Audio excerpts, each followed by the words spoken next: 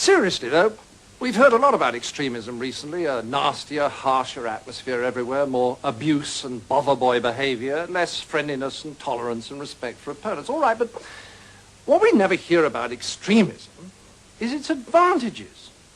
Well, the biggest advantage of extremism is that it makes you feel good because it provides you with enemies. Let me explain. The great thing about having enemies is that you can pretend that all the badness in the whole world is in your enemies and all the goodness in the whole world is in you. Attractive, isn't it? So, if you have a lot of anger and resentment in you anyway, and you therefore enjoy abusing people, then you can pretend that you're only doing it because these enemies of yours are such very bad persons.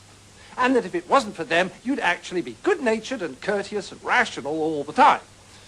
So, if you want to feel good, become an extremist. Okay, now you have a choice. If you join the hard left, they'll give you their list of authorized enemies.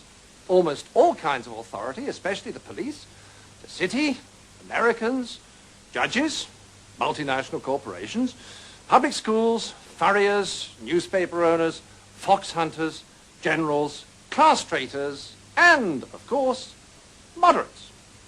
Or, if you'd rather be an extremist on the hard right, no problem, fine, you still get a lovely list of enemies, only they're different ones. Noisy minority groups, unions, Russia, weirdos, demonstrators, welfare sponges, meddlesome clergy, peaceniks, the BBC, strikers, social workers, communists, and, of course, moderates. And upstart actors. Now, once you're armed with one of these super lists of enemies, you can be as nasty as you like and yet feel your behaviors morally justified. So you can strut around abusing people and telling them you could eat them for breakfast and still think of yourself as a champion of the truth, a fighter for the greater good, and not the rather sad paranoid schizoid that you really are.